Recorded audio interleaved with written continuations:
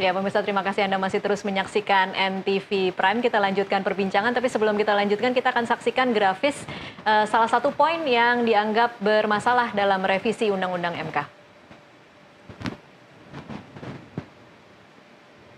Ya, ini adalah 4 poin krusial perubahan RUU MK. Salah satunya adalah MK-MK dari unsur DPR dan Presiden. RUU MK perubahan keempat, MK-MK tetap 5 anggota, terdiri dari Hakim MK dan 1 usulan dari MK, MA, DPR, dan Presiden. Namun semua usulan anggota MK-MK harus dari kalangan tokoh masyarakat dan akademisi sesuai pasal 27A.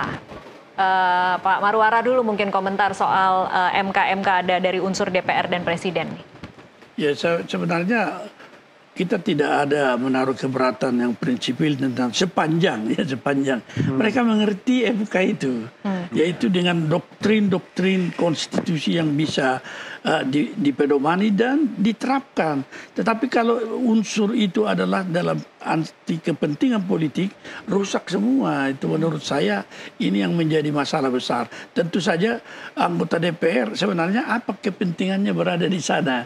Jadi menjadi persoalan besar itu. Kalau kita mau mengadakan suatu evaluasi, tentu secara konstitusional organ yang sudah ada itu sebenarnya ada di Komisi Judisial yang harus bisa dimanfaatkan. Terlepas dari perbedaan paham kita selama ini tentang KY itu, tetapi di dalam apa yang saya katakan tadi, perubahan atau revisi Undang-Undang MK harus dalam konsolidasi keseluruhan kekuasaan kehakiman ini, sehingga kita tidak sia-sia membentuk organ sebesar KY, organ konstitusi, tapi kita tidak tahu apa yang harus dilakukannya, termasuk ketika ada revisi Undang-Undang MK, betapa satu lembaga penting seperti itu tidak kita manfaatkan.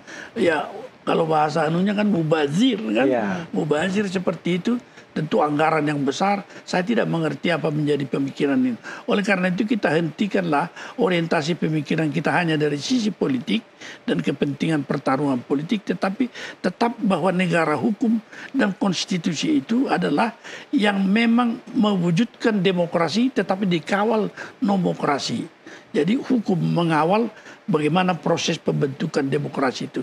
Dan kalau ini tidak berhasil seperti nanti itu terlalu besar pemerintahan kemudian koalisi yang besar, itu sebenarnya kalau dari teori ilmu politik itu adalah negara otoriter sudah itu. Ya tidak ada yang menahan kepentingan atau keinginan daripada sistem presidensial, karena kalaupun ada parlemen itu sudah dikooptasi di dalam koalisi yang besar.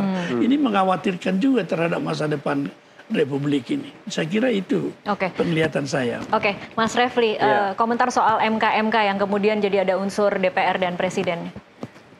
Tadi dikatakan mereka mengusulkan ya dari masyarakat ya, artinya bukan orang presiden sendiri, bukan anggota DPR tentunya. Oke, itu sekedar klarifikasi.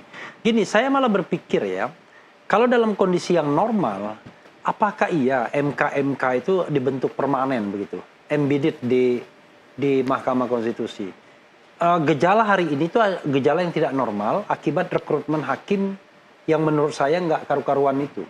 Sehingga kita tidak menampilkan hakim-hakim yang negarawan.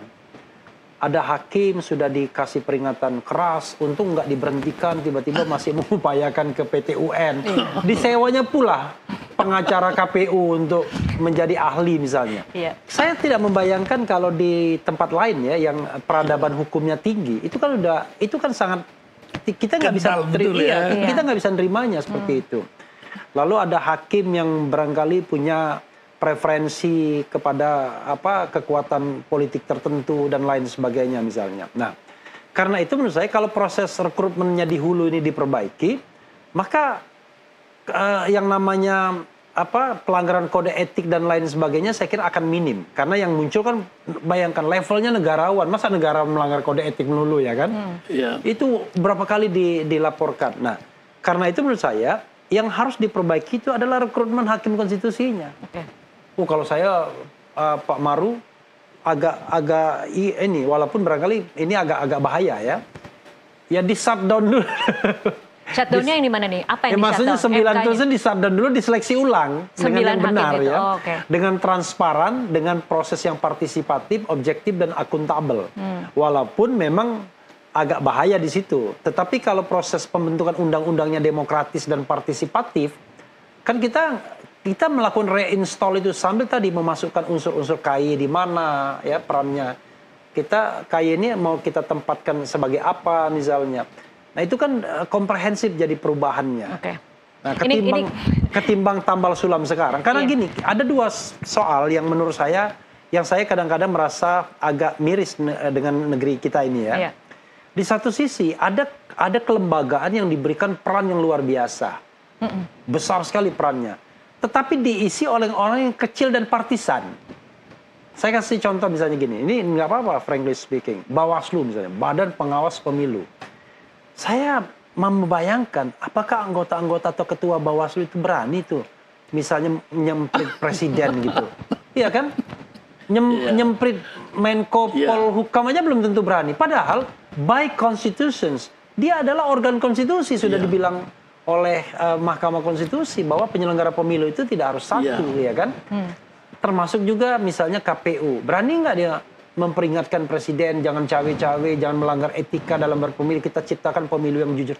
Nggak akan ada narasi besar seperti itu kalau aktornya kecil. Oke, Mas Refli, gitu. Tapi itu kan bicara dalam tataran ideal ya. Ini mungkin hayalan idealnya Mas Refli. Oh enggak ideal. Ini sebenarnya seharusnya. Seharusnya iya kan, idealnya kan harusnya seperti kalau itu. Kalau ideal mungkin lebih tinggi lagi, tapi seharusnya kan begitu seharusnya. Gitu. Tapi kalau kita kembali lagi ke situasi kita hari ini, apa kira-kira implikasi yang terjadi ketika undang-undang ini kemudian sah? Ya, implikasinya adalah bahwa hakim-hakim baik itu ya akan langsung diganti? Tidak langsung diganti, karena kan kalau tidak salah saya baca ya, adalah kalau misalnya seperti Hakim Saldi lah, 7 tahun itu dibiarkan menjabat selama 10 tahun. Sudah itu selesai. Saya tadi membacanya setelah 5 tahun itu harus dapat persetujuan ini kan dulu dari... udah lebih ini. Oh, oke. Jadi kalau misalnya yang baru 5 tahun masuk 5 tahun evaluasi. Terus apa enggak? Pokoknya nanti di bawah 10 tahun itu semua akan dievaluasi menuju 10 tahun. Kalau sudah ke 11 tahun ya sudah dibiarin sampai 15 tahun. Nah, dalam konteks ini kan ada 3 kategori. Yang di bawah 5 tahun hati-hati. Ada jebakan 5 tahun. Pada tahun kelima Anda akan dievaluasi. Karena itu Anda harus berbaik-baiklah kepada lembaga yang mengajukan Anda. Kan begitu? Iya. Iya kan?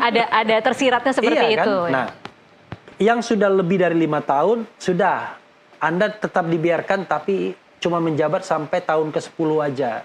10 tahun selesai, bukan 15 tahun. Yang sudah lebih dari 10 tahun ya sudah kadung kan? Udah dibiarkan menjabat sampai 15 tahun. Nah, ini kan makin menunjukkan ketidakpastian hukum dalam hal masa jabatan hakim konstitusi, bayangkan.